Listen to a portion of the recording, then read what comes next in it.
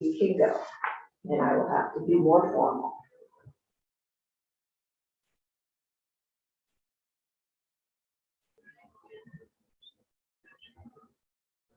Okay, it says we're live. It looks like we are live, because I just got your name up there. Okay. Yes, committee, welcome. This is our first formal meeting. We had a little informal organizational meeting on Friday. Again, we're working our way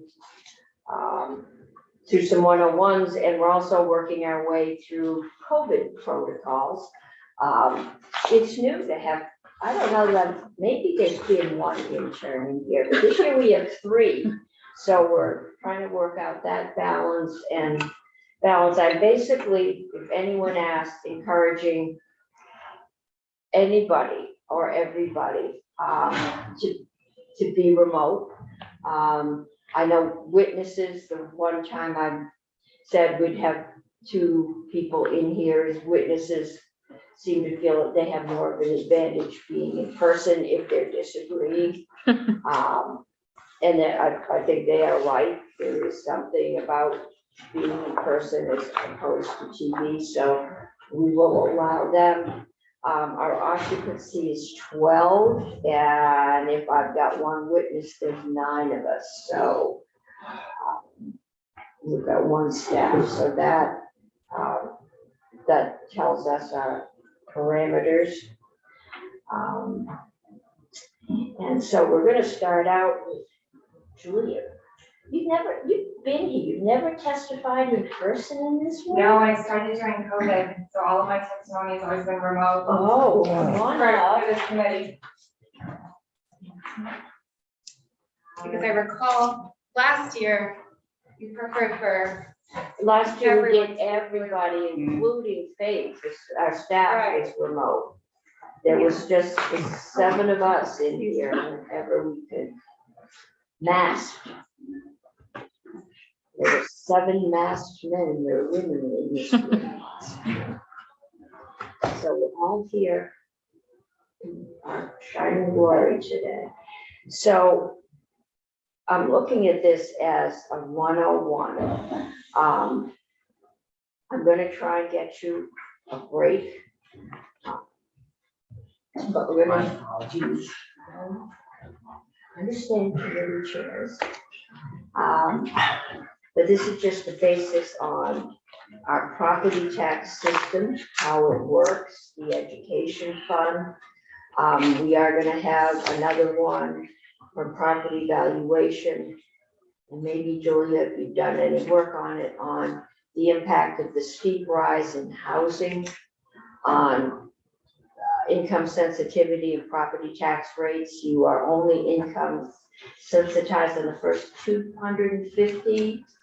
Thursday, so 225. 225. In many counties in this state right now, or $225 will buy you a garage. But that leaves a lot of people with relatively low incomes exposed to paying more property tax. It also, since towns are suddenly running afoul of the common level of appraisal, will trigger penalties which will go on their property tax.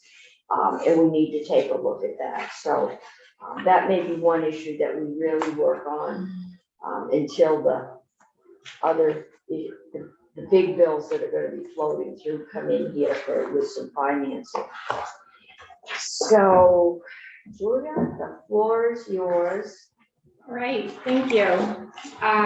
Great to see all of you again. For those of you who I haven't met or haven't met in person, I'm Julia Richter with the Joint Fiscal Office. I primarily focus on the education fund and property taxes, but I also dabble in other work as needed. Well, I gave you a baptism of fire with the income education tax this fall. I did staff the income education study committee this fall, Senator Cummings. And she did an amazing amount of work. Yeah, thank you. So I haven't prepared anything with respect to the CLA for today, but I can certainly. Yeah, no, comment we'll at a have later property time. valuation and do that is another, this is 101. Okay, so I have posted, sent to Jill a PowerPoint that I put together of education finance in Vermont. Jill, Can you put that up, Jill? okay, great, thank you. And I can go through this as quickly or as slowly as is helpful. I really want to make sure that the committee has a chance to ask any questions and get clarity on everything. I will start at the beginning in terms of foundation and walkthrough, so feel free to interrupt me as we go along with any questions or concerns. So as soon as we get the PowerPoint pulled up, I can start walking through. But really the first slide as it's getting pulled up is just talking about ed finance in Vermont as a whole. And as I'm sure we're all aware, it's different from other states, it's very unique. And that's because it's a statewide funding formula that's coupled with local property tax administration and local decisions. Okay. Thank you. So I'm on slide 3 right now.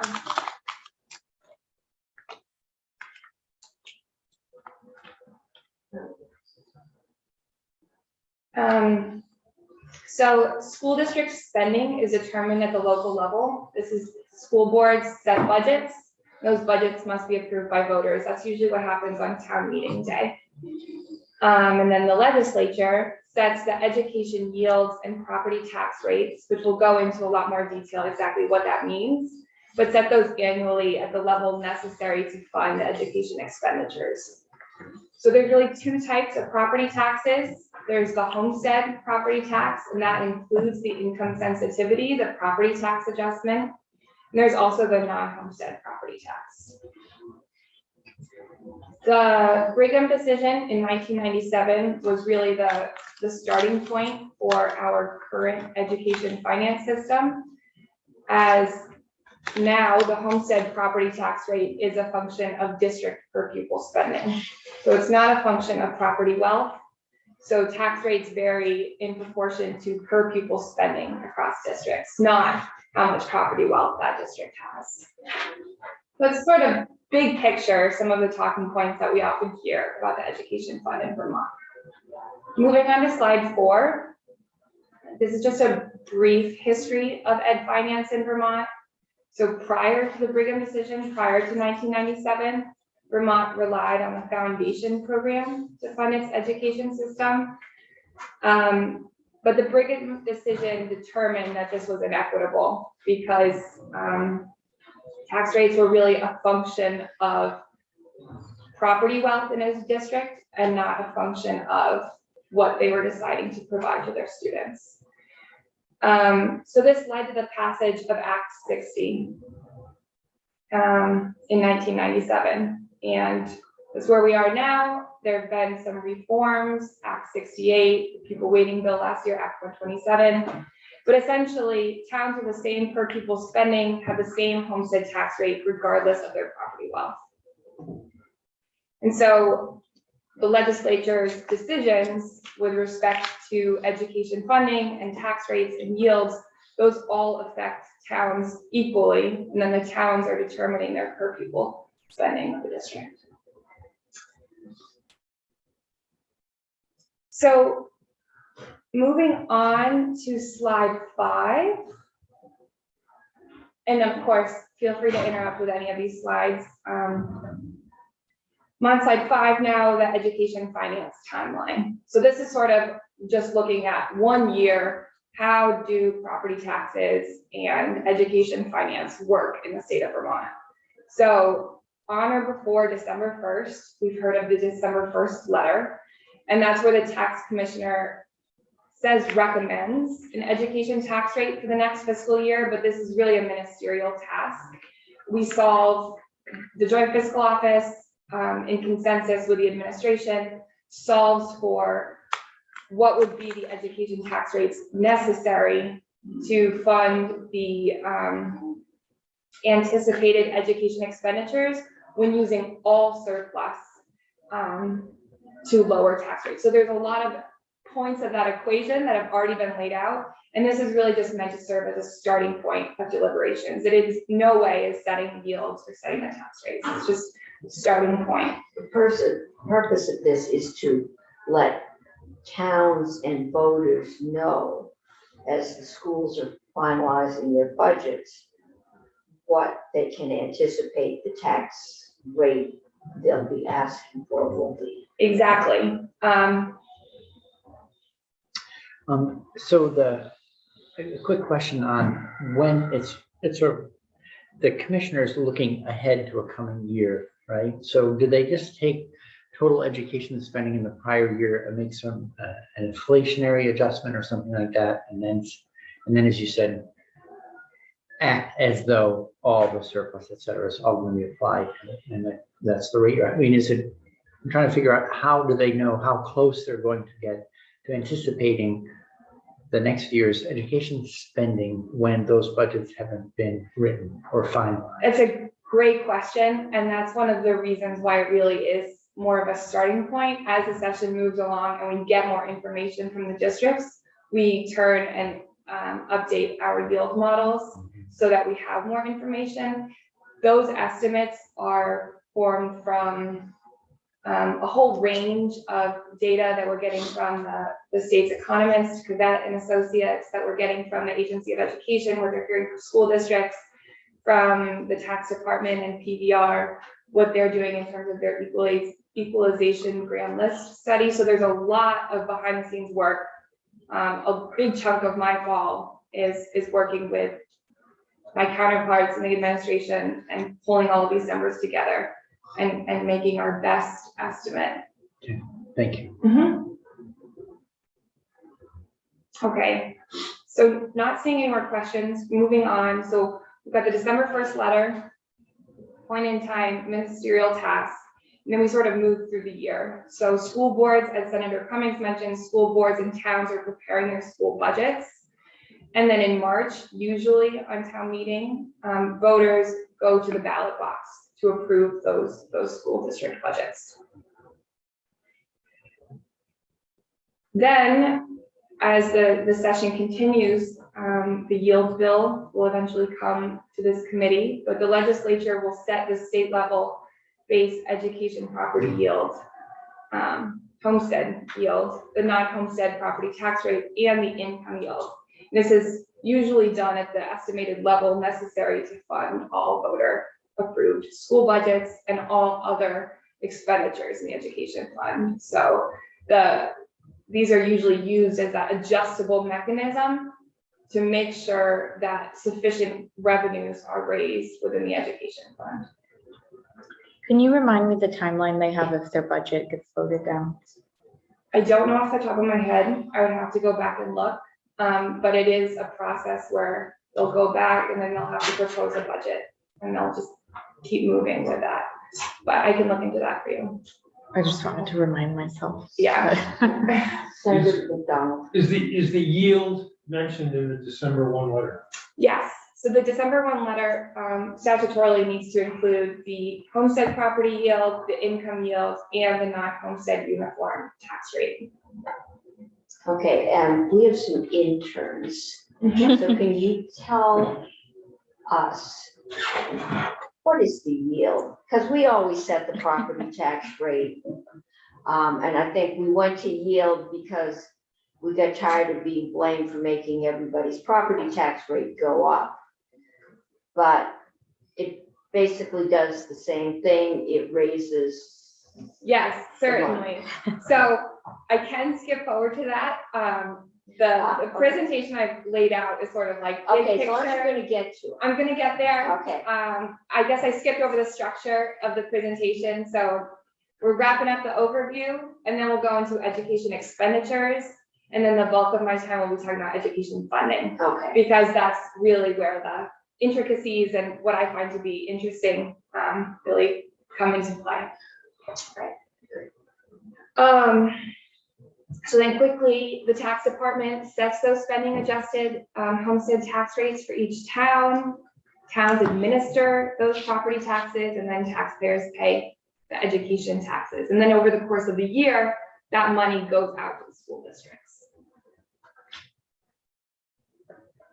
So moving on now, slide 6, we're just moving on to education expenditures. And so I'll be talking about education expenditures both at the local level and at the state level, because local decisions matter when it comes to property taxes. So slide 7, at the local level, education expenditures. So each school district builds an annual budget, and that budget requires local voters' approval. And in general, these budgets have sort of 2 primary parts that is helpful to think about: the offsetting revenues and the education spending. And they're divvied up here on this slide. So we've got the offsetting revenues, and that includes things like state and federal categorical aid, so transportation, special education, tuition revenues that come into the school district. So if that school is providing education to students that are being tuitioned in, that's what the tuition revenues are. Those dollars that they're receiving for educating those students. Prior year surpluses or deficits of the school district, that's also included in those offsetting revenues, and reserve funds of the school district. And then we also have education spending, which is kind of the other side of the coin. These are everything else. So these are the funds a school district decides to spend net of the offsetting revenues that it receives. So it's got its budget, we take out the offsetting revenues, and everything that's left over was classified as education spending. And I'm painting this with broad strokes. This is a summary. I'm happy to Yeah, I provide think you. statutory. I spent yesterday with one of my local school boards, the deciding they might, Yeah, because they would say, we don't get to decide, you tell us what we have to spend it on. certainly. So this is just really meant to act as a summary. So this is the local level. And then when we move up to the state level and go to slide 8. Sorry. can I Yes. Ask a question on this one. So if you had all that information at the same time, you'd be in a perfectly sort of rational position to make all these decisions. But on their spending side, the education spending column, don't they basically go entirely through that before they hear what their offsetting revenues are? And then there's a whole exercise of hearing what they're going to receive from the state. And then they go back to rejiggering their budget again. I'm just trying to, it seems like this seems very straightforward and linear, but it feels like it's a little more tumultuous at home. Certainly. And I would encourage you to talk to business managers of school districts when thinking about the budget setting process. I'm really looking at it very high level. There's a lot of different moving parts, because while they're also figuring out, what is their school budget going to be, the legislature is deliberating on what the yields are going to be. And those are inherently linked, education spending per pupil, as well as the yield. So there's a lot of these different moving parts. And it certainly is not just X and Y, and there we go. And you're not counting weighting as categorical aid in this instance. No, and that's a really, really good, important nuance to bring up. So weighting falls into sort of the other part of the calculation. Okay. So there's really 3 parts that we're going to be talking about when considering homestead property tax rates, and that's education spending, which is what we see here, equalized pupils or weighted pupils, and that's where weighting comes into play, and then the yield, which we keep talking about, which is what's set by the General Assembly. Because schools gets paid based on a certain payment per student, right? So when we weight, you essentially get extra students. that you get paid for, or you get paid for 1.5 students, Yeah, the Like interesting, grade point average. a grade point average, okay? yeah, the interesting nuance with weights is it's really talking about tax capacity of districts as compared to the number of dollars. So it really is up to local decisions as we keep hammering home here. And of course, those decisions, in theory, are tied to the population in the school. But at the end of the day, weights are impacting a school district's taxing capacity. Okay, so let's get on to what we do. Yeah, so I'm going to state level, I'm on slide 8. So now we're getting into the education fund. These are the Say that up, statewide. Angela. Are we on 8? We are on Okay. 8. So these are the statewide aggregated costs of public education. So this includes all school budgets. And like before, we can kind of think about these in terms of 2 different buckets. So we've got the education payment, and this is just the aggregated amount of all school districts' ed spending. And then all other expenditures. When we decided to do universal meals last year, put $100 million into took it out of the ed fund. Is that, so where does that get, because the schools didn't vote for that, So- we did. Yes, so the universal school meals was an appropriation of $29 million out of the education fund. And Only why were they throwing around 100 million yesterday? I don't know, okay. I'm not sure where that number came Okay, from. it's another, all right. So it's 29 million out of the education fund, and that was considered sort of categorical aid. So that was often is referred to off the top of the ed fund. So that was, as we would see, sort of a line item in the appropriations. So that's not in the education payment, that's in the all other expenditures bucket.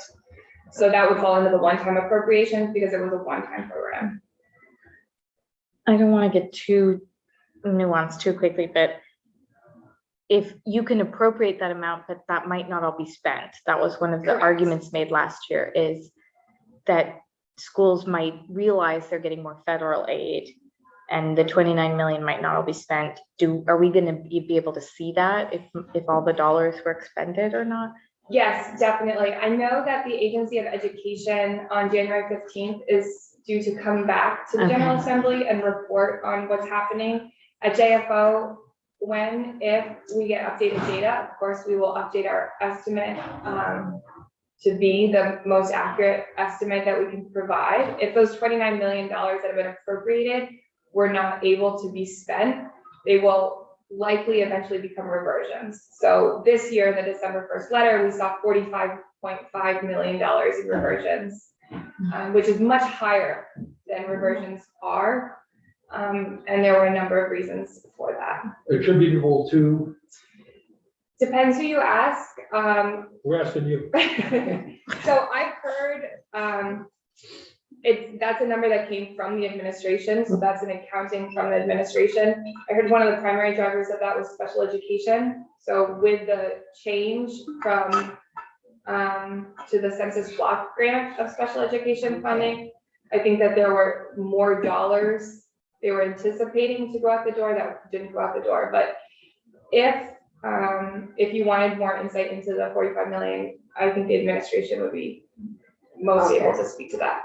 All right, because we've gotten reversions from special ed before, mostly based on the anticipated number of students didn't materialize, and COVID has just thrown a lot of this into chaos. So we may well find that next year we spend 50 million more than we thought as the schools get stabilized. Figure it out. Can you remind me, please, of the scale of total education spending? Is it 1.7, 1.3, 1.4? I'm trying to remember. I'm just trying to set the size of the ruler as Yeah, we of have course. this discussion about smaller pieces. Jill, if you wouldn't mind moving to slide 9. This is a screenshot of the education fund outlook. So you teed me up perfectly, Senator Gray. If you see in I line, wasn't telling anyone, I was paid to ask that question. you'll see in line Is it 11, possible to special make that a education. little aid. larger?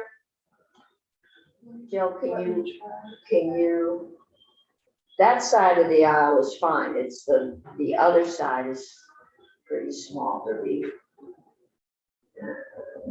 There it goes, that's better, Let me know if you want to move. okay. So this is the education fund outlook that we put together. It's not a technical operating statement, but it helps to keep track of the moving pieces within the ed fund. And to your question, Senator Brady, line 11, that's that special education categorical aid. So it's the largest piece of categorical aid that we have coming out of the education fund, but you can see when compared to the education payment, it's much smaller than the education payment, but you'll remember that the education payment is that aggregated education spending of all school districts. So the total is 2 billion and Correct. something. Are you gonna talk about the surplus and deficit piece in some detail, like reserves and? I haven't Okay. prepared that. I'm happy to talk through that in the committee, or I can certainly sit down at another time and walk you through the ed fund outlook in Yeah, as little or we as much will do detail. the ed fund, Okay. it's a thing in itself. But as we go to set the yield, we will delve into this in detail. But for instance, in line 24, you see the prior year Mhm. reversions, and you see the 45.5 million I was referencing earlier. That's falling right there. So I often try to remind myself with the parentheses and the red, at the end, is it saying that's a $62 million deficit or? So that the ed fund outlook, so red in parentheses is negative in accounting numbers. These lines 23 through 27, while helpful, I feel like they can be difficult to interpret. So when looking for the surplus or the deficit in the ed fund outlook, it's best to look at the very bottom of the ed fund outlook. So if you could Okay. scroll down, Jill, please. You see here the prior year unreserved and unallocated and the current year unreserved and unallocated. So this is a screenshot from the December 1st letter. And so we see prior year unreserved unallocated. We're estimating that there's about $63.4 million that are surplus. Okay.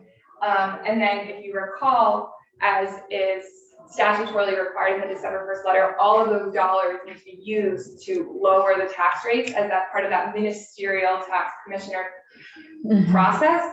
And that's why here at the very bottom, we have 0.5. So, and that's really just rounding the 0.5. We couldn't get it any closer.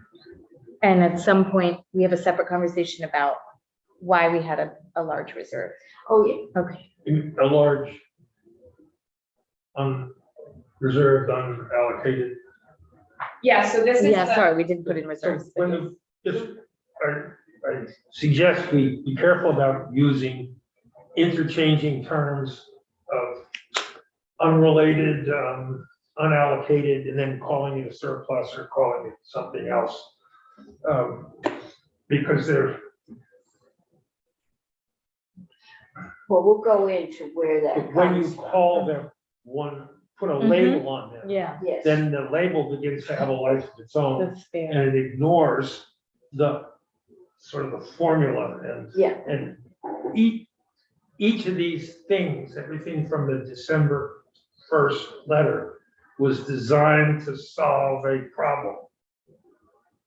And if you don't know what the problem is that's being resolved, or why the definition is what it is, you can come up with very simplistic answers on how to change stuff, but they're all They're connected. all interconnected and they all have a reason for being there. And yes, the word surplus is different than unexpended, yes. So to be clear, when I was Or saying, unallocated. unallocated, yes. so when I was saying surplus, I was referring to the 63.4 million that's above zero. So that's in the positive, so I was referring to that as a surplus. But that's. But it actually that thing, points whatever you under. call it, is the reason the yield is what it is.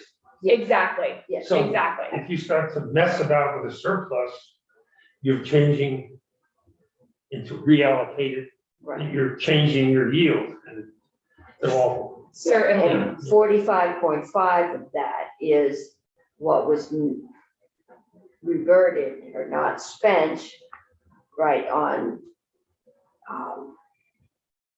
special ed. So next year, it might get spent on special ed. It's not, or there are more sales tax yes, sales than But- anyone Right. anticipated. right. I mean, that's the difference, that there was more revenue coming in, or just we underestimated the need Mhm. that year. We got a reversion because we overestimated the need in special ed for a couple of years. And then we'll all fight over what we do with the 63.4.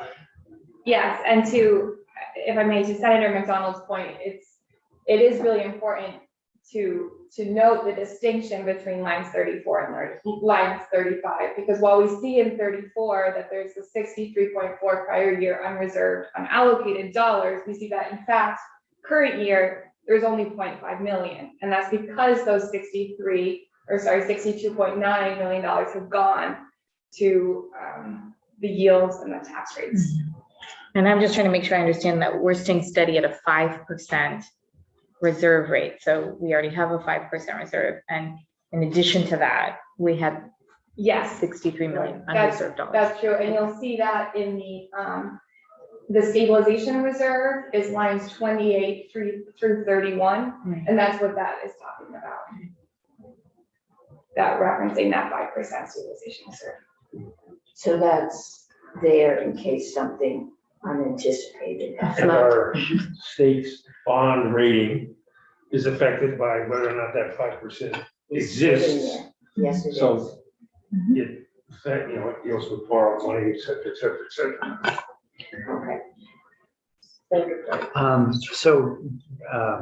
Just to make sure I'm thinking about this correctly, the totals up in stabilization reserve, are those are cumulative requirements. For prior year, current year, our reserve target, I'm just trying to make sure I Yeah, know how to account for that one. And then compared to the 63.4, so should we be thinking that you might look at it from one perspective as 63.4 available or unallocated, but really statutorily, we've already said we're withholding 45 of that 63, or this is above and beyond? that's a great question. So this is, I know it's not an accounting document. It's really solely for us to just keep track of what's going on in the Ed Fund outlook, but you can kind of think about it as you would read through. So we're this section here that's looking at the stabilization reserve, this is saying, okay, in the prior year, we had $42.2 million in the stabilization reserve. We have a 5%, we want to keep it at 5%. So this year we have 45 million. In addition, in the stabilization reserve, we also have 63.4 million of prior year unreserved unallocated. And we have 0.5 million current year unreserved unallocated. So these are, we can look at all of these lines sort of distinctly from each other, and they're interconnected. But we don't have to reallocate Correct. the stabilization reserve. What's been allocated sits there. We need to make the adjustment to get to it, to make sure it stays at 5% of the Ed Fund spending. So yes, so that stabilization reserve, that math has sort of already been done for you and is sitting in the outlook. So you can look at the lines 34 and lines 35 and assume, okay, the stabilization reserve has 5% being met. All right, How many questions do we get to ask? No, this is foundational. yeah, and I will say I have a hard stop at 3. Okay. Because I do have to go across the hall. Okay, and for we've testimony. got another fairly heavy, I'd like to give us at least a 15-minute break, so Sure, we'll move it along, and then you've got one more question, and then Okay, one more, that's the answer. we can take it up again next week. Has this might be for the committee, but has the PCB reserve been talked about differently in the past couple of years? I'm just trying to get up to speed on my Yeah, 10 years since yeah. I was on Ways and Means. sure. So the PCB reserve, which you see in line 33, this was established last year. So this was established in the yield bill, and there were $22 million that were set aside in the yield bill for the filling of this new PCB reserve. The yield bill created the PCB reserve. There was also a contingency clause where if revenues came in a certain way, then, long story short, the PCB reserve was filled up to 32 million, which is where it is at now. However, as part of that PCB reserve, that language that was set up in the yield bill, I don't know what act it was yield bill H737. There was a portion where the Agency of Natural Resources, AOE, and the Department of Health could go to the emergency board for the disbursement of some of those funds. And in July, I believe it was July, over the summer, they went to the E-board, and the E-board dispersed $2.5 million of those funds. So right now it's at 29.5 million. And the use of those funds is up to the general assembly. And basically, Oh. this committee did that. Because of the sales tax revenue, because of the federal money that people went out and spent, had a huge surplus. And this committee has always been a little leery with one-time events to radically drop the property tax, knowing next year it's not gonna be there, and they'll forget the 10 cents you dropped it this year and only remember the 12 cents next year. Knowing PCBs were out there, the House was waiting for facilities and all the studies to come in. They've got, well, now maybe it's 40 years, but they had 5 years to complete those studies. He said, well, we've got the money, we should put some away, but it's just what we could get.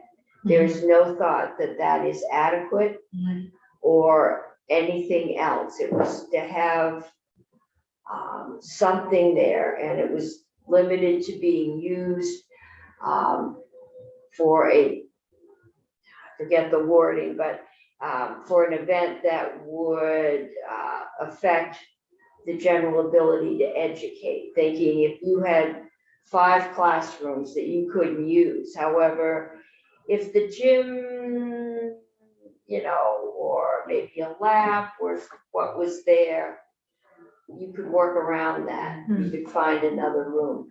But there's no thought that was just to hold on to have something, because we still don't know if there's another Burlington High School lurking out there. The chances are we're gonna find something pretty significant. And the issue we're gonna deal with, and we've kicked the can down the road for years, is we have a school's facility study, and we know PCBs are hanging out there.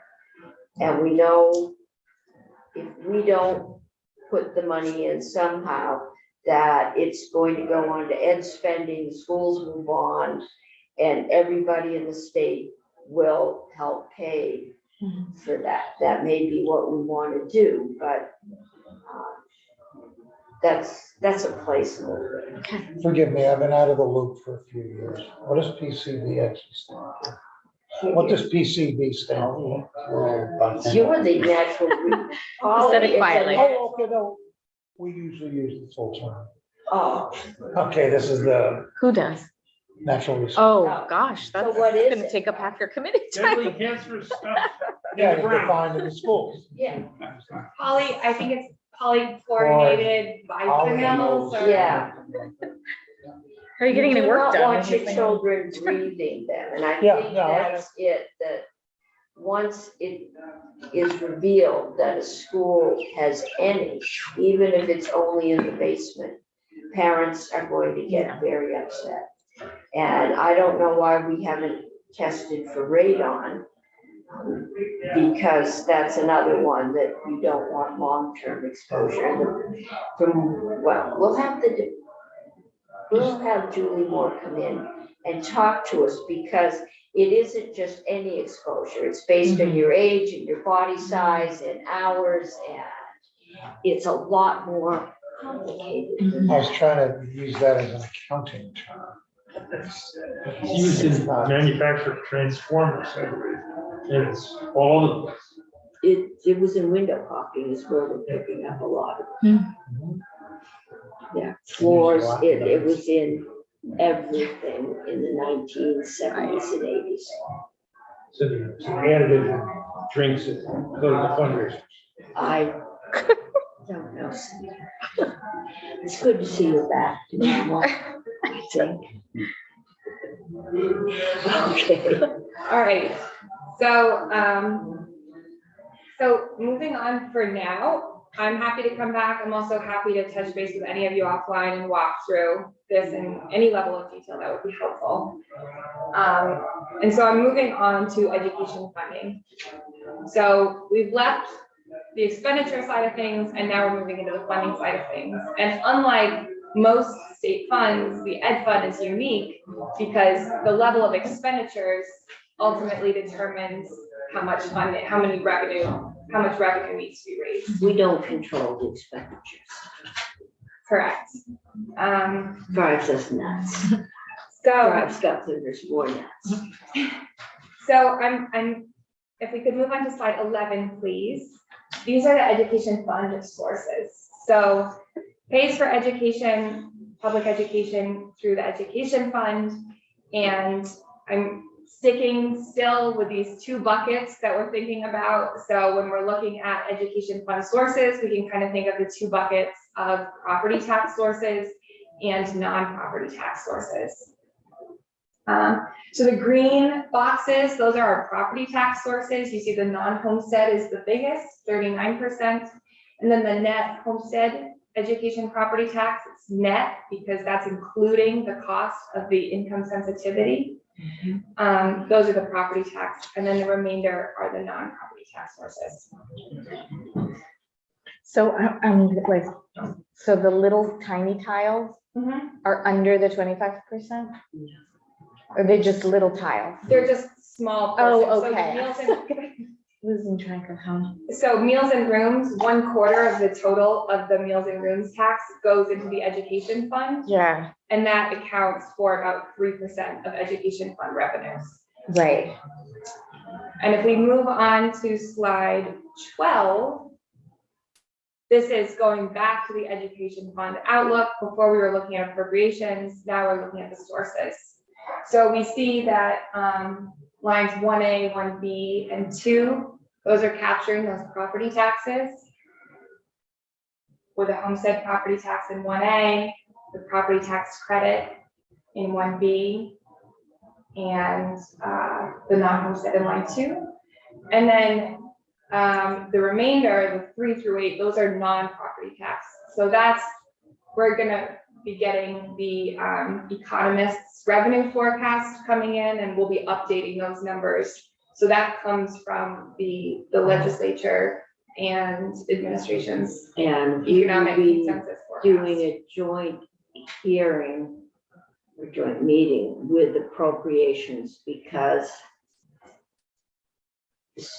that is it the 8th, I think it's the 18th. It's next week. It's next week, but usually after the emergency board meets, the economist comes around and tells us what he's done, and then he goes over there, and then he goes to these two committees in the House. So we will be meeting, barring any COVID interventions, in approach that day to get one presentation. Senator McDonald. When was the last time the school construction appropriation for school construction in its own line item? I would have to go back and look. I don't know that offhand, but I can get back to Decade you. or Oh, more? I It was, was- I was on Decade and a half? institution, so it was probably closer to 20 years ago. It was So a in the first non-technical few term a years, I while think ago, Senator but, McDonald, you may have been there. So- McDonald, McCormick, When too we're- many Macs in here. When we're discussing education spending, there is nothing budgeted for school construction. And it comes out of annual operating budgets if you're gonna build something in your school. Yeah. Do construction. And that's a big change since Act 60 passed. It used to be one, there isn't anymore. That makes it, it's different. And, not a, Act 60 caused that, but it's now a factor that exists. And we will have to deal with, or it will just pass through. And those that need to construct, well, tax rates will go up, and those that have newer facilities that are unblemished or unpoisoned will be immune from. Well, no, because it'll get spread out over the entire ed fund. It will be an expense to the ed fund, and that will get dispersed That- across the yes. state. But school by school by school, Right, one school will be paying for construction issues, and another school won't. And when you pay for something, you don't pay for something else, which might be construction. so that is an issue that is out there and lingering, but we need to give it serious consideration. Burlington High School is going to bring that, 65 million, whatever it is. yeah, I mean, it's a lot of money. And the thing that I think was the proposal for a sports center in South Burlington, which the folks in the kingdom will be helping to pay for, the ones that can't afford to get the surge out of their basements. So that's what really got the discussion going, but we will have that discussion. When Act 60 passed, if you were looking for the, going around the state looking for the new schools, you would find them in the kingdom at that time. We travel up there with Senator Luzzi, and he would point to all the new schools that were built with school construction money before, because that was the time that When the you kingdom build built it. We built out for the baby boom. Okay, we're not helping you. No, this is fine. I think it's helpful to talk through all these slides because they'll certainly, at least in my world of work, come up again and again. So moving on from slide 12 onto slide 13, getting into property taxes. So as I've mentioned, the tax rates are set to keep the ed fund balanced. And the amount that needs to be raised by the property taxes is determined by subtracting out the non-property tax revenues from the total uses. So we have the total uses, we see how much is going to come in from non-property tax revenues, and then whatever left over that needs to be spent, we need to raise that amount with property taxes. As we've gone over, there's the two different property tax bases that are subject to the statewide education tax. And those are the homestead property and the non-homestead property. Homestead, that means the principal dwelling and parcel of land surrounding the dwelling. So where someone lives and the land around that dwelling. And then moving on to slide, Can I just, sure. does this count as a new moment to ask questions? Yeah. Okay, so they have to attest that they spend more than 6 months and a day in that dwelling for it to be considered their homestead. That's the homestead declaration. And and that's investigated if they have a home outside of Vermont that they also claim as a principal dwelling. I'm not sure how the auditing process works. Okay, But you do have to declare your attestation. your legal residence Right. to, One. the tax department will determine, because you also would owe income tax, Mhm. and we'll have them. Okay. The town clerks are probably the watchdogs on this one. Yeah, I would probably start with asking the tax department and moving on from there. And there's non-homestead residential, non-homestead commercial Yes, still. there's the grand list is broken out into a whole slew of different categories, but when we're thinking about property taxes, we're really thinking about the taxation of homestead property and the taxation of non-homestead property. The differentiation of that non-homestead property doesn't matter for the purposes of talking about solely the non-homestead property tax.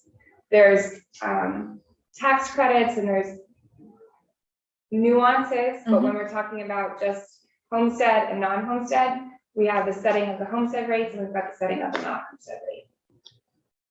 So there's no difference in the non-homestead residential and the non-homestead commercial rate? Correct. I'm quite sure we're going to be looking. Okay. Homestead rates are subject to not just the assessed value, they're subject to the income earned by the people that live in it. The income sensitivity. So Right. when we talk about property taxes, we're talking about local education taxes. They're not necessarily property. If people who live in those homes pay their school taxes based on their income. This is. If they're commercial Oh. or second homes or others, they're property taxes. But if you live in that house, the taxation is based on a combination of the property's value and your own household income. Right. But we continue to discuss them as if they were property taxes. Okay. This Well, they're not. is Senator They're McDonald local is, education taxes.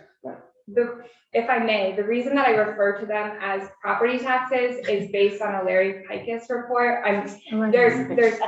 There's two camps, I guess, that talk about the way that if it's a property tax or if it's an income tax. And for clarity, I refer to it as a property tax with an income adjustment, and there certainly is an income adjustment. And at the end of the day, it may be that the entire tax liability of a homeowner is based solely on that household's income. Right. up to 90. But it's factoring in both the value of the homestead as well as the household income. And for purposes now, Senator McDonald is our conscience. He was here and part of the writing of Act 60, and he keeps us honest. But for the purpose of moving forward, it is not a pure property tax. It I just is. would live in Antarctica if I had my way. Well, there's a Helpful few people information that to would have. say Helpful for that. me to know. Poor Pikus. Okay, Senator he's- McDonald was here, we decided how to value we are. okay, let's move, or you're not gonna get a break. Okay, so moving on, I will certainly get into the income adjustments and the fact that it is it's a system with a lot of different aspects.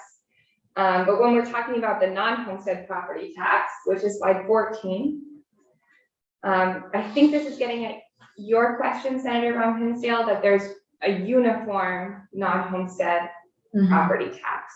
So this is a tax on all real property that doesn't qualify as homestead and is not exempt. And I went to put a list of exemptions in the slide, and it's too long to include on a single PowerPoint slide. So, the citation there, is there if you want to look, but it is a uniform rate across all towns when thinking about the equalized rate. When you look at town tax bills, you may see that the non-homestead rate looks different or is different, and that's because the common level of appraisal is applied to the non-homestead rate across towns. But And the we're gonna equalized have property non-homestead rate- valuation come in and talk a Okay. lot about the CLA and Right. the impact that some of the recent rise in housing prices it could be or probably is having on income sensitivity. And there are levers that we regularly adjust in the formula. The house value, the income are the two big ones. Vincent McDonald will keep us very honest there because I think he's the only one that understands how these levers actually work. And so getting to those levers, technically the rate is set in statute, but it's annually not withstood by the legislature, usually in a yield bill. So usually the yield bill sets the yields as well as the non-homestead rate. And the fallback is $1.10, which is the original proposal, which is way higher than anything we have. So it does motivate us to make a decision. Executive review. I actually think, if I may, that the statutory is 159. 159. I did include it in a note Okay. up there. All right, so that's changed too. Lots of those. I'm missing my Changes. 4 years then I wasn't here. Okay. So that's the non-homestead. That's the more simple side of the property taxes. And then moving into the homestead property tax is where It's $1.10. Is that in there? Is that changed? No, it's that's a base of $1, the homestead. okay. No, I'm thinking if we don't set the yield or the property tax, Oh, that there's a fallback, which was the original $1.10, that if we do nothing, something usually bad happens. yeah, I would have to double check. Yeah, I don't know off the top of my head. and I don't know how that's been adjusted, but there's a lot of things in this bill to keep us honest, considering that we never funded or fully funded the foundation formula. The towns didn't quite trust us to fund. So a lot of things were put in statute, including the mandatory general fund transfer with an inflation, which is now gone. Yeah,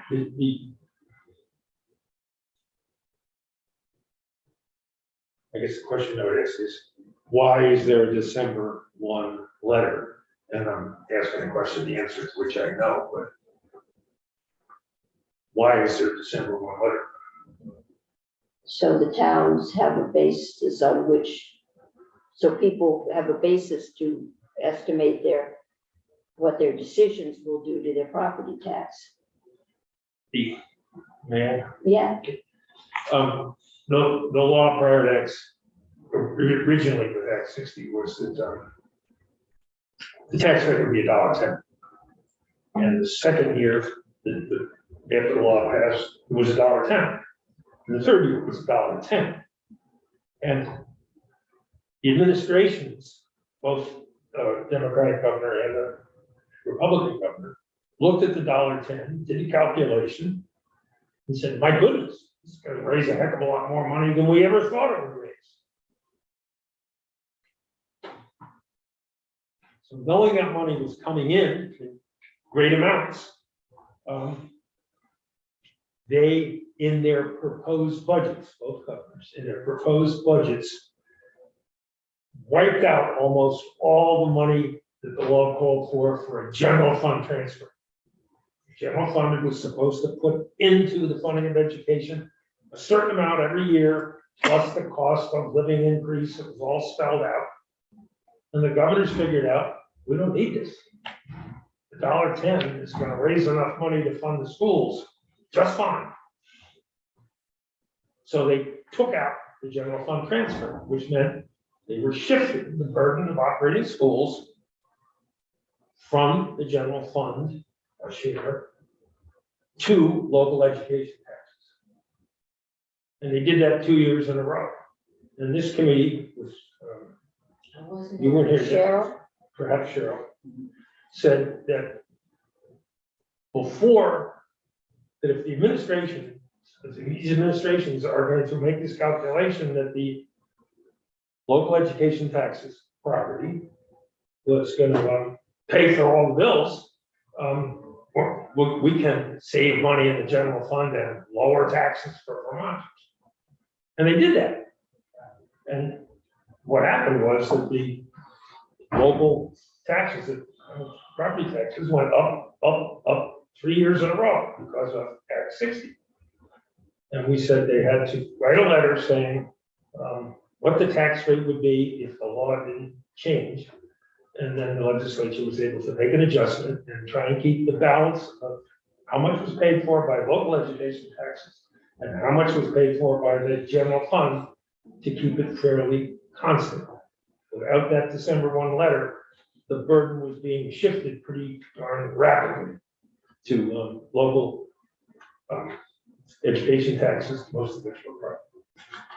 So that's why that December 1 letter is there. It's not there as a quirk.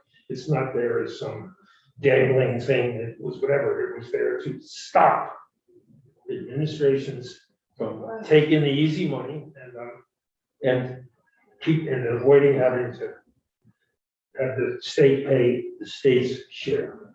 So it was a long General speech. fund share, General fund share. okay. You can keep going. Okay. So if we could go to the next slide, please. And we're moving on to homestead property tax. So this is the tax on all taxable real property that qualifies as homestead. And this is the property tax rate, where in each town, it's dependent on its locally voted or locally approved education spending per pupil. So the way that this presentation is structured, and I'm not sure if we'll be able to make it through all of the slides, but first we'll talk about solely the property tax portion, and then we'll talk about the income sensitivity, because there are two factors to figuring out the tax liability. So first, talking about the homestead property tax. Moving on to slide 16, please. So I think in equations, and so I think it's helpful to have an equation on the screen, but we'll walk through it. In statute, the tax rate is $1 for homestead property. And essentially it effectively creates a floor on per pupil education spending, because while districts could spend below, they would still have that $1 tax rate. So after voters approve the school budget, the homestead property tax is adjusted by ed spending per equalized pupil. And if a town belongs in more than one school district, the homestead tax rate is prorated by enrollment in each district. So we see the equation that we have here. And this is how that spending adjusted equalized homestead property tax rate is calculated. So we have the base rate of $1, and that's multiplied by these three factors that we keep talking about. The first, or the numerator, is the ed spending per equalized pupil. So we talked about ed spending. That's the budget minus the offsetting revenues, and divided by the equalized pupils. So that's where the pupil weights come in. And the next slide, we'll talk in more detail about equalized pupils. But that's what's determined, or that's really what's capturing the local spending decisions, or the ed spending per equalized pupils. And then it's divided by the property yield. And the property yield is set by the General Assembly in the yield bill. So you can see when you start thinking about how this equation works, when you have a higher yield, the rates will be lower, right? Because when you increase the denominator, that in turn decreases what is being multiplied by. So you can think about how all of these different factors will impact the spending adjusted rate. So the higher the education spending per equalized pupil, the higher the spending adjusted property tax rate. If the education spending per equalized pupil, you can see if that's the exact same as the property yield, then that's going to equal 1, and that's where we get the base rate of $1. So, We're going to go into the changes that we made in equalized pupils later in the presentation this past year. Not later in this presentation, because I didn't think we would have time for that, but I would be happy to come back and talk about all of the changes in Act 127.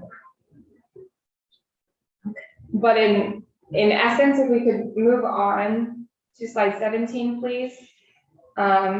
This sort of gets at your question, Senator Brock, with respect to pupil weights. Act 127 did a lot of things in the education finance world. And one of the big pieces of Act 127, the pupil weighting bill, formerly known as S287, this was adjusting the pupil weights. So it added and adjusted pupil weights and how weighted pupils are calculated. But really, interns' weights are, it is estimated that certain groups of students cost more to educate than your average student. So you get credit for 1.5 or 1 3/4 students for everyone. The big one we were dealing with was education as English as a second language. There's a lot of those students suddenly appearing, and that wasn't even really looked at as huge before this time.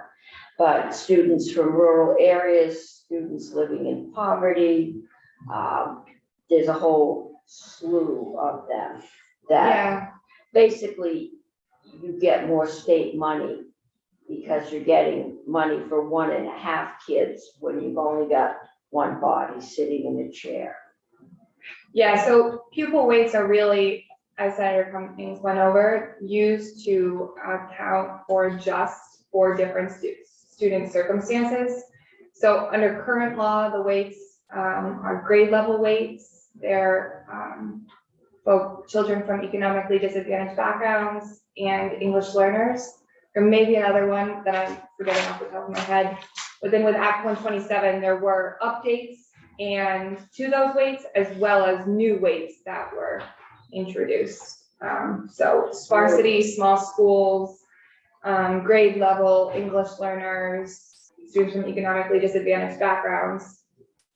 But really the way that these weights work is you take the total, the average daily membership, so which is essentially counting how many seats, how many kids are sitting in chairs. And then there's different factors that are applied to count for the potential higher costs. And so under current law, Act 127, the pupil weighting bill, is due to kick in next year for FY25, so we're still under current law. And under current law, there's something called the equalization ratio. So basically, all of these pupil weights are applied, and then the equalization ratio uniformly brings all districts' pupil students or weighted students down so that the equalized pupils match the total number of pupils statewide. But a district's equalized pupils likely won't match their actual seats and kids in chairs. Unfortunately, none of us need to really deal with that. Right. I think Brad James is that understands it completely, because it is a very complicated formula. And so now moving on to slide 18, this is interpreting the property yield. So this is looking specifically at the property yield. So we can really think of this as the per equalized pupil. So that's when including weights, per equalized pupil amount of spending that the fund can support with a uniform homestead rate of $1 on homestead value. So as we've talked about, and I hope I'm not hitting you over the head with this too much, But in districts that spend more per equalized pupil than the property yield, the property tax is increased proportionately. So we've got a little example on the screen. In fiscal year 2022, the yield was 11,317. That was set by the General Assembly. So in districts that spent equal to or less than that, they had a rate of $1. Districts that spent more than that yield, more than the $11,317 per equalized pupil, had an equalized rate that was greater than $1. And this little box on the bottom shows an example. So say that you have a district that spends $16,975 per equalized pupil. That's also 150% of the yield. So that means that the equalized homestead property tax rate for that district would be 150. Okay. Does that make sense? I know it's a lot of terms, but that's essentially the way that the yield is interpreted. We can go into this more detail, I think that's private tutorials. Yeah, I can do that with you. I mean, what I can't remember, I remember when we created the yield, and what I can't remember is if we started to try and bring people down closer to the dollar or reward people for being, did we use the yield for other policy decisions to bring people closer together, or to, once you got a certain amount above the yield, you started hitting other penalties? There's something called the excess spending threshold, Right. which I think you're referencing. Did that always exist, or did we change it? I would need to check. It's existed for a while. It was suspended during COVID It's- and the Okay. ESSER funds. It is, it was right. suspended in the last couple of years, and, Yeah. and then the Act 127, the People Waiting Bill, has further suspended it through FY 2029. Oh. Because there's going to be some Yeah. major adjustments. Right. And we constantly walk the line between wanting schools to spend an adequate amount on education, but discouraging them from spending too much. And what is adequate is a very jello-like line. Right. So it's, The school That districts got helps. trapped. yeah, They just got trapped. So the excess spending penalty is suspended through FY 29. they're going to be, yeah, because there'll be, there's going to be some major swings with that bill. And right. I didn't want extra. There's also a tax rate cap that I can go into in more detail, but because of the implementation of the weights and how taxing capacity of districts is changing. Yeah. Right, there's a phase in, a 5-year, right, phase in on waiting. Waiting, it takes effect immediately in FY 2025, but then there's a tax rate cap where a district's Okay. tax rates can't increase by more than 5% year over year if the district's education spending is greater than 10% from the previous year, then they're subject to a review. And if the review board deems that education spending is, quote, excessive, then the district does not get the 5% tax rate cap. We can move on. Okay, moving on. I'm in the last section of Okay, the presentation that gets into the property tax credit. So slide, oh, perfect, thank you. So the homestead tax, property tax has a credit based on income.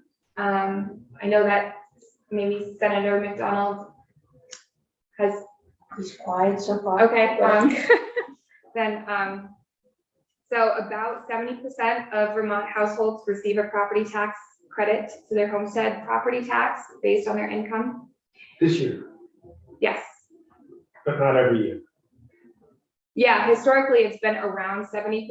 I don't know the exact percentage off the It top of my did start head. to slide. It's not codified that it shall be. Yeah. Correct. So the legislature, so the system allows that to vary one way or another.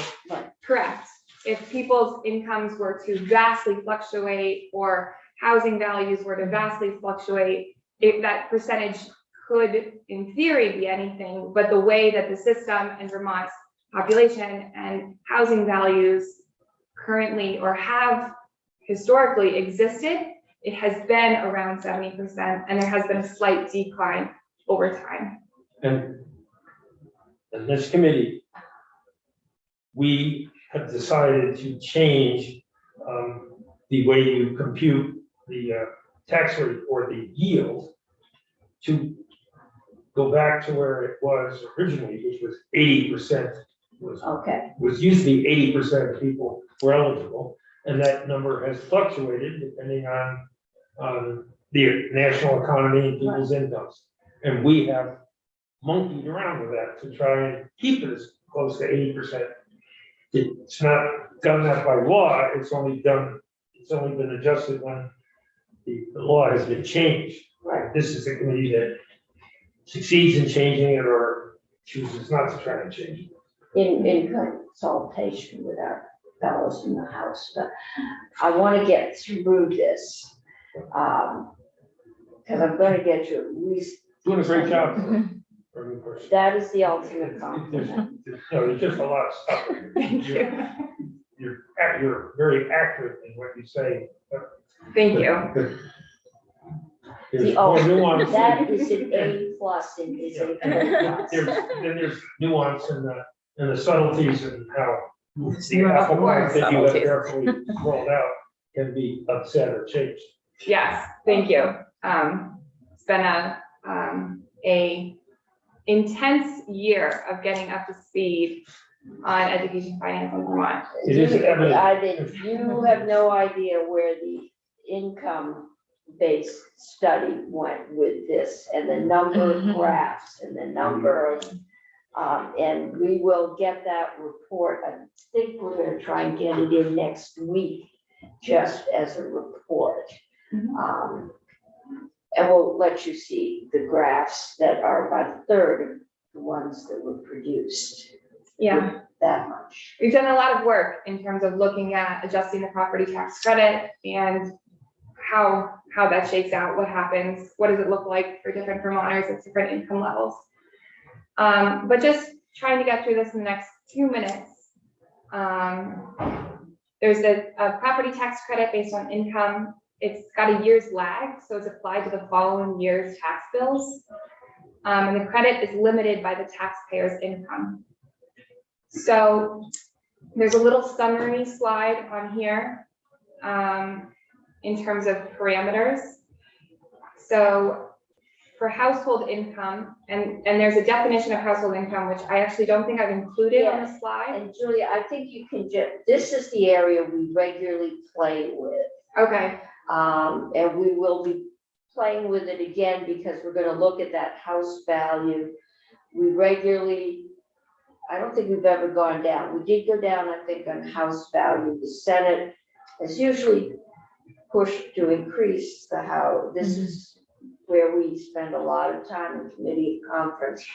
But I would anticipate this year with the rapid increase in house value, we're gonna be looking at who's impacted and how and what kind of adjustments we can make to keep us at 70% or maybe even move us to the 80. And is this saying that 47K is still the circuit breaker? Okay, Yeah, the super circuit breaker is the 47. 47K, okay. That was around for 40, It 50 was, years. it was 35 for a while. We did Right. up it. Okay. And that includes state and local. taxes. so for that equal to or less than 47,000, there's additional tax relief, and the property tax credit may be used on the first 400,000 of house site value. Up to 90,000, the property tax credit may be used on the first 400,000 of house site value. Up to above 90,000, the property tax credit may be used on the first 225,000 of house site value. And I have these lines in here of 134,800. this is not in statute. This is a mathematical exercise. At what point, where is the break-even point in which the household will never be able to get a property tax credit because their income is high? And currently that's 134,800. What percent is that of How many median? households? I thought it was a percent of median household income. The 134,800 is calculated as a percentage. So that's calculated because of the structure of the property tax credit. Okay. That's where households just, they will never qualify, but it's not through a percentage of, it's not calculated looking at Vermont households. It's like looking at where's the break-even point where their income tax liability would be always be higher than their property tax liability. Oh, that's right. Okay. Yeah. Okay, we're gonna keep moving. Okay, I can also stop here, or I can go through. Well, how many more slides have you got? We're emailing the next group because I really would like to. Okay, we can do, I And think you we can need do this to in leave in 5 minutes. 5 minutes. I so- do, okay, so moving on to slide 20. This is interpreting the income yield, and this is really the same interpretation as the homestead property yield. So I'm not gonna walk through each specific bullet point because they really say very similar things to the homestead property yield. The major difference being in this equation, you'll see that the base is 2%, whereas for the homestead property tax, the base was $1. But the spending adjusted equalized income tax rate is really adjusted and can be interpreted in the same manner as the homestead property tax. And so we see that same example down at the bottom, or similar example down at the bottom, where if the district were to be spending 150% of the income yield, what would that income tax rate be? And then moving on to slide 21. This gets back to the question of the further credits for incomes less than 47,000, often referred to as the circuit breaker. And essentially they're entitled to additional tax relief if their net education tax exceeds a fixed percentage of their household income. So you can see there's two different additional tax relief that we can see. The cap for the net state education tax on the left side of the screen, and then the municipal property tax as well on the right side of the screen.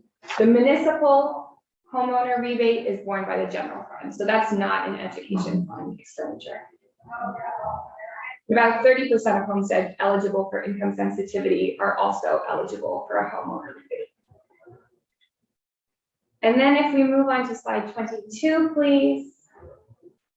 This is really just summarizing in equations what we have gone through thus far. So this is really looking at how are different property tax credits calculated for different levels of household income and house site values. Essentially, the property. Will this chart be important for Friday's quiz? Just want to check ahead. Yes. No, but this is really just everything that we've talked about with respect to the property tax credit. Okay. And that does it. There's some resources on the final, and feel free to reach out to me if you want to sit down, or if it would be helpful for me to come back in. I think this is interesting stuff. So, thank you. We will have you back. Catch your breath. All right. On your way to the next meeting. It was a lot of stuff. We are one short of the room capacity right now. Jill, you said our next witnesses are going to be online.